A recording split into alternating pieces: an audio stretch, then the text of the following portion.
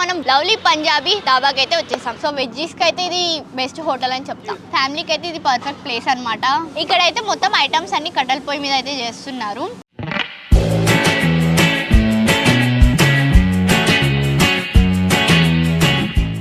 Hello everyone, నేను మీ Shailu తిండిగోలా from stress busters. ఈ రోజు అయితే మనం బోయిన్పల్లి చెక్ పోస్ట్ దగ్గరలో ఉన్న హెచ్పి పెట్రోల్ బంక్ పక్కనే ఉన్న లవ్లీ పంజాబీ ధాబాకి అయితే వచ్చేసాం.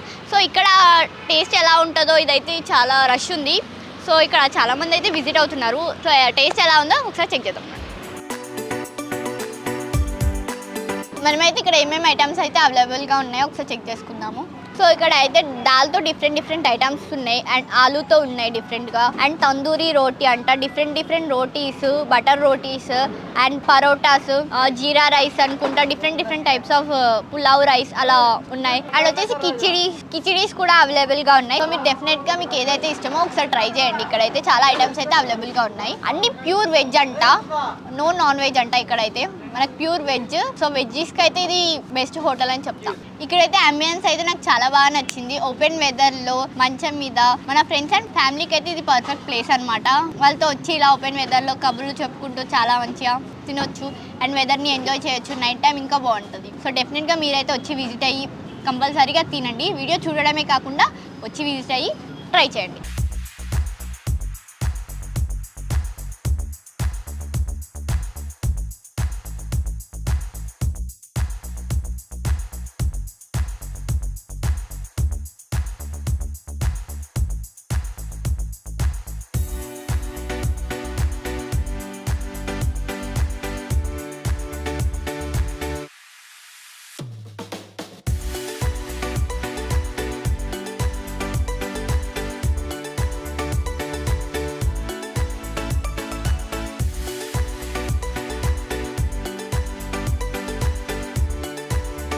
మనమైతే కాజు పన్నీర్ అండ్ కడాయి పన్నీర్ అయితే ఆర్డర్ చేసాం విత్ తందూరి రోటీ.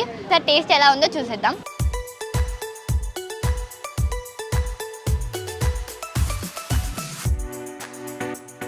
తందూరి రోటీ అయితే చాలా సాఫ్ట్గా అండ్ ఇట్లా లాగంగానే వచ్చేస్తుంది. బయట మాత్రం చాలా ప్రెజర్ పెట్టి లాగాల్సి వస్తుంది. ఇక్కడ మాత్రం చాలా సాఫ్ట్గా ఈజీగా ఉంది. మనమైతే ఫస్ట్ అయితే మనం కడాయి పన్నీర్తో అయితే ట్రై చేస్తున్నాము. కడాయి పన్నీర్ అయితే చాలా బాగుంది. నెక్స్ట్ వచ్చేసి మనం కాజు పన్నీర్తో అయితే ట్రై చేద్దాం. టేస్ట్ మాత్రం చాలా బాగుంది సీరియస్గా. నేను బయట ట్రై చేసినా ఇంత టేస్ట్గా అనిపించలేదు. నార్మల్గా బయట దాబాలా చూసినా అంత టేస్ట్ లేకుండే, కానీ ఇక్కడ బాగుంది. ఇక్కడ కంటిన్యూస్ కస్టమర్స్ వస్తూనే ఉంటారంట, ఖాళీ ఉండదంట. ఒక్క చోట ఖాళీ అయినా కస్టమర్స్ అయితే నిండిపోతూ ఉంటారంట. మీరు కూడా డెఫినెట్గా విజిట్ అవ్వండి, ఒకసారి ట్రై చేయండి. మేము జస్ట్ పన్నీర్ ట్రై చేసాం, మీరైతే కాకరకాయ కూడా ట్రై చేయండి. మనం బయట సహజంగా ఇంట్లో కాకరకాయ చేసి ఇష్టపడం, కానీ ఇక్కడ జస్ట్ కాకరకాయ ఫ్రై చేసి జస్ట్ అది సపరేట్ డిష్గా ఇస్తారంట.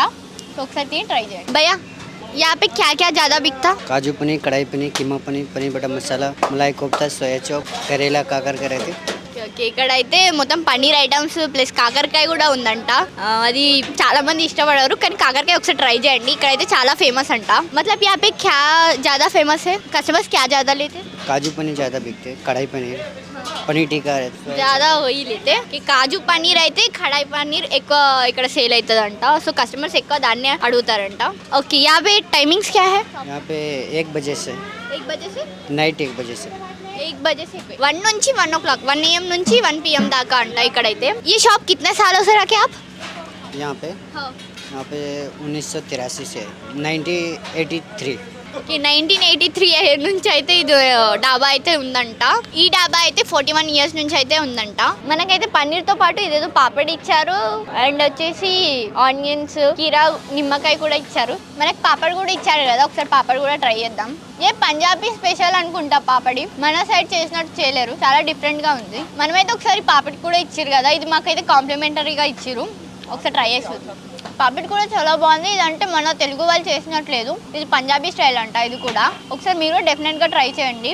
ఇక్కడైతే మొత్తం ఐటమ్స్ అన్ని కట్టెల పొయ్యి మీద అయితే చేస్తున్నారు. సో దానివల్ల చాలా టేస్ట్గా ఉంటుంది. మనం గ్యాస్ మీద చేస్తే అంత టేస్ట్ రాదేమో, కానీ కట్టెల పొయ్యి మీద చేస్తే ఆ టేస్టే వేరు. సో చూసారు కదా, మీరు కూడా డెఫినెట్గా ట్రై చేయండి. వచ్చి విజిట్ అయ్యి ఎలా ఉందో కామెంట్స్లో చెప్పండి. సో మీకు కనుక వీడియో నచ్చితే like, share and subscribe guys. Thank you.